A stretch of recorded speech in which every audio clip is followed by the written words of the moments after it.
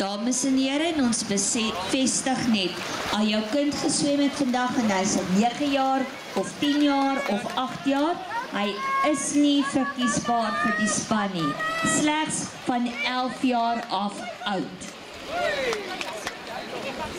Al is jy papa en mama se kampioen, jy mag ongelukkig nie gaan nie, want jy's nie 11 jaar oud.